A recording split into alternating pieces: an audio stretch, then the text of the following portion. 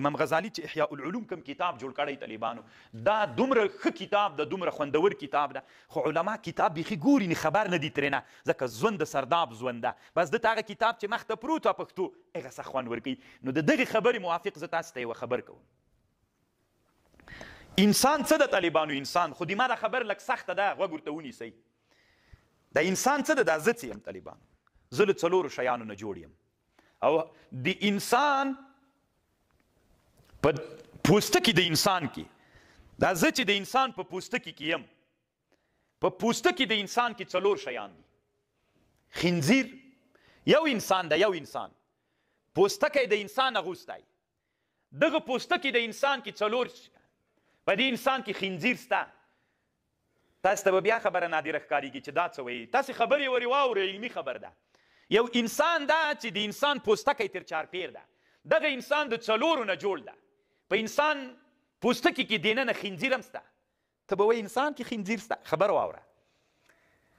په انسان کې دننه سپی سته په انسان کې دننه شیطان سته په انسان کې دننه د پوستکي د انسان کې حکیم سته څو شیان سول خنزیر سپی شیطان حکیم د انسان پوستکی حاوی د دې 4 شیانو نه ده اوس طالبانو خنزیر راواخله دا خنزیر ته چې خنزیر ویل کیږي د صورت د وجې نه منفور ده چې شکل یې ډېر بد ده رنګ یې ډېر بد ده که یوه معنا په خنزیر کې پرته ده د هغې وجې نه خنزیر بد ده ښه متوجه سئ خنزیر چې خنزیر ده ډېر په اسلام کې منفور ده دا کومه معنا په خنزیر کې پرته ده د هغې وجې نه بد ده او که شکل و رنګ یې بد ده که شکل و رنګ یې وایي د ده تر شکل او د ده تر رنګه نور بد حیوانات سته که منفور وایي باید هغه ډېر منفور وایي خو دا د شکل د معنا د وجې نه منفور نه ده په خنزیر کې یوه معنا پرته ده چې شهوت ده حارس او شهوت پرسته ده ډېر د دغې معنا د وجې نه خنزیر څوک ده په انسان کې سته خنزیر که نسته څوک ده شهوت خنزیر چې طالبانو منفور سوی د چا د وجې نه منفور ده د شهوت د وجې نه نو هغه شهوت اصل خنزیر هغه شهوت ده نو په انسان کې شهوت سته که نه موږ داسې ویلی سو انسان کې څوک سته خنزیر سته سپی چې بد ده سپی په اسلام کې ډېر بد ده که نه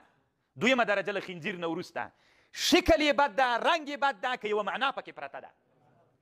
که نه د سپي نه ډېر بشکله حیوانات سته ده سته که نسته خو اسلام کې څوک ده دی منفور او بد ده ولې منفور ده یوه معنا پکې پرته ده په سپي کې هغه دا د طالبانو هغه چې هغه کې عدوان غضب او سبوعیت او عقوریت ته پکې سپي کې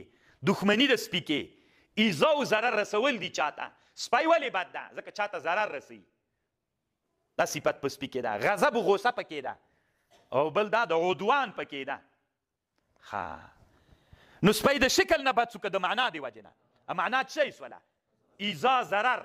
عدوان عقر انسان کې غوسه سته که نسته ایزا و ضرر سته که نسته او عقر سته پکې که نسته ده نو انسان کې څوک هم سو سپی هم سو انسان جوړ د انسان پوستکی حاوی د سپي نه ده د خنزیر نه ده د شیطان نه ده شیطان چې طالبانو بد ده شکل و رنګ یې بد ده که د شیطان نه بدرنګه شیان هم سته شیطان چې بد ده په اسلام کې د یو صفت د وجې نه ده هغه دا د طالبانو اغرا ده اغرا دا معنا چې یو له بل سره جنګوي شیطانت وایي شیطانت مه کوه خو شیطانت خو یوه معنا ده دی راپورته کوي د ده په مقابل کې دی راپورته کوي د ده په مقابل کې په جنګ یې اچوي شیطان ولې بد ده شکل یې بد ده نه د چا د وجې نه بد ده دغه صفت پکې ده چې اغرا ده نو انسان کې دا صفت سته که نسته سته دا صفت انسان کې چې 2 انسانان په جنګ سره اچوي نو انسان له چا نه جوړ سو شیطان هم په انسان کې سته او حکیم هم د انسان حکیم حکمت والا خو ذاتي پیژنئ انسان پوستکی چې د انسان پوستکی حاوی د 4 شیانو د خنزیر سپی شیطان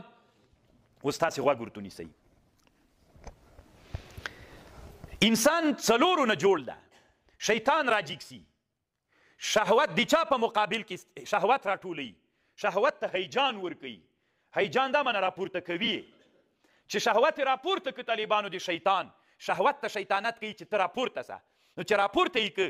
حکیم لاندې کوي ځکه انسان کې یو صفت حکیم ده نو حکیم چې لاندې که چې عقل د طالبانو شهوت چې انسان باندې غالب سو عقل یې څوک نو عقل د مقتضا خلاف کارونه کوي. شیطان راجګیږي طالبانو په انسان کې غضب او شهوت کله کله ټیټ وي طالبانو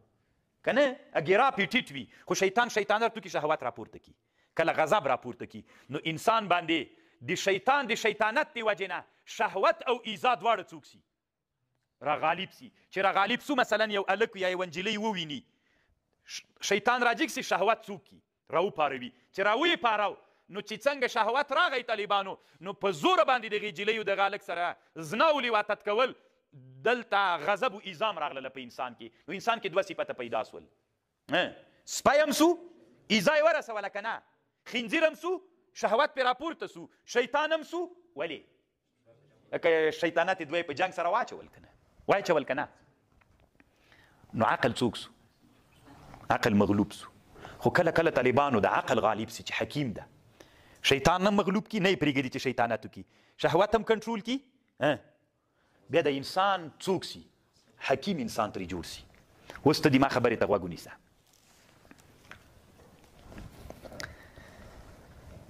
کله چې یو انسان ته د حقیقت معلوم سي په حقیقت چې انسان پوه سي اوس مثلا یو انسان ده موږ او تاسو یو کافر مو ولید د چا عبادت یې کو د بوت ما ورته څه وایو پلانکی د چا عبادت کوي د تیږې سخت بد را باندې لګېږي چې دی ولې د تیږې عبادت کوي کافر ده د تیږې عبادت کوي تیږې ته سجده کوي خو الله عز وجل د تا دا علم طالبان امام غزالي په احیاء العلوم کې یوه خبر کوي دی دوه علومه وایي یو ته دی علم د معاملې وایي یو ته علم د مکاشفې وایي دی وایي انسان یو علم د معاملې د علم د معاملې موږ او تاسې چې کوو یو علم د مکاشفې د انسان ته الله داسې مرتبه کله کله ورکوي طالبانو چې دا شیان حقیقت ورته په سترګو ښکارېږي دې ته دی علم د مکاشفې وایي دی څه وایي امام غزالي صاحب وایي ته خو هغه ته وایې چې ته د تیږې عبادت کوې که الله تا ته حقیقت او مکاشفه باندې یا په خوب کې یا په کشف تا ته دا در معلومه کي چې کله د تا شیطان تا ته حیلې او چلونه درښیي چې هغې جلۍ سره داسې وکړه داسې چل ورسره وکړه یا پلانکي مسلمان سره داسې چل وکړه چلونه درښیي ټول عمر د تا په چلونو کې تیر سي ته فکر وکړه څومره د حکمت نه ډکه خبرې امام غزالي کوي وي که الله تا ته دا در وښیي بیا یې په خوب کې در وښیي دا د تا چلونه که تا ته خوب کې د تا چل در وښیي دا چل څوک ده شیطان خو ته به د چا عبادت کوې د شیطان تا خو ګوره هلته چې بل سړی ولي د تیږې عبادت یې کوي تا ویلې څه سپک سړی د تیږې عبادت کوي خو دا ته چې مثلا تا ته هر وخت د تا ته خو جوړ له شیطان نه وي که د تا شیطان راجګ سي تا ته د مسلمانانو په ضد چلونه درښیي لکه د شیطان مکر و فریب هم د شیطان کار ده که نه چلونه درښیي او ته د شیطان دا چلونه ټول مخ ته وړې که الله دا تا ته مصور کړي په مکاشفه باندې نو ته به د چا عبادت کوې که په کشف تا ته معلوم سي ته بیا د چا عبادت کوې د شیطان نو هغه کافر خو له تا نه دومره ښه و چې د تیږې عبادت یې کو ته د لوی کافر شیطان عبادت کوې نه پوهېږم پوه سوئ تاسې که نه که ته الله تا ته دا در وښیي مثلا د تا شهوت راوپارېد چې راوپارېد ټول عمر ته ناروا پسې ګرځې فحشا او منکر پسې ګرځې ټول عمر داسې انسانان مو لیدلي چې ټول عمر فحشا او منکر پسې ګرځي داسې انسانان مو لیدلي چې ټول عمر د انسانانو اذیت و ضرر پسې ګرځي ښه دغه انسان چې ټول عمر چا پسې ګرځي فحشا او منکر پسې ګرځېږي که الله ده ته مکاشفتن دا ور وښیي په کشف باندې نو د حال به داسې لکه د چا عبادت چې کوي د شهوت چې کوي نو د خنزیر ټوله ورځ د رکوع سجده چاته کوي خنزیر ته تا په چا اعتراض کاو په هغه کافر چې چاته عبادت کاو تیږې ته عبادت کاو تا ویلې دا څوک ده دا کافر د تیږې ته عبادت کوي که تا ته الله مکاشفتن دا ثابته کړي چې ته ټول عمر شهوت پسې روان یې رکوع سجده نو ته چاته بیا سجده کوې خنزیر ته ته چې ټول عمر انسانانو ته اذیت رسوې خو د اذیت رسول د چا په تقاضا تلل دي سپي لکه ته سپی هم یې د سپي په تقاضا باندې ځې نو ټول عمر د چا ته سجده وکړه ته نو د چا عبادت کوې نو هغه خو ته نه د تیږې عبادت کوي ته د خنزیر عبادت کوي هغه د تیږې عبادت کوي ته د سپي عبادت کوي هغه د تیږې عبادت کوي ته د شیطان عبادت کوي ټول عمر د شیطان او د خنزیر او د سپي په عبادت کې تیر سو ته ډېر بد یې کاغه رښتیا وایي طالبانو که دا ما ته که بالفرض الله داسې وکړي یو سړی د هغه د سپي د تیږې عبادت کوي خو یو سړی د ټول عمر په شهوت پرستۍ څه شهوت ورته وایي دی همغسې کوي نو خدای د چا عابد سو شهوت موږ چاته ویلې خنزیر ته نو خدای ټول چې خنزیر څه ورته ویلې دی همغه کارونه کوي نو چې همغه کارونه کوي نو خو هغه ته بوت ویلې چې ما ته سجده وکړه دی وایي ده ته څوک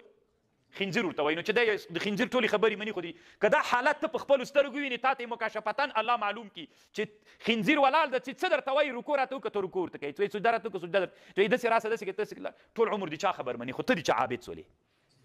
هلته دې هغه ته ویلې چې د تیږې عابد یې، ته خپله د خنزیر عابد یې، د خنزیر او د سپي او د شیطان عبادت کوي. رښتیا وایي طالبانو، که الله عز وجل موږ داسې مرتبې ته ورسوي لکه امام غزالي رحمه الله چې وایي چې د معاملې نه مکاشفې ته وځو، ما او تا په حقیقت کې دا وینو چې د شهوت پرستۍ د فحشا او منکر پسې ټوله ورځ ګرځېږو، او دا الله موږ ته داسې د یو معنا په صورت باندې متصور کړي، نو موږ به د چا عابدین ښکاره سو، د خنزیر او د سپي. نو الله عز وجل دې تلي او چې دغه مرتبه ته موږ ورسیږو چې په بل رات کو چې او د تیږې عبادت کوي، خپل ځان ویني چې د خنزیر عبادت کوي، نو راشاته کیږو که مخته ځو؟ راشاته کیږو. بیا ځان راته سپک کارېږي چې او د خنزیر عبادت کوي. نو دا څه وخت سړی پې باندې پېژندل کېږي چې سرداب نه راوځي. سخت خوندور بحث یې کړی طالبانو. الله عز وجل دې د په حال باندې رحم وکړي. نو الله دې وکړي چې انشاءالله تاسې د ما په خبر باندې پوه سوي هم دومره بس ده.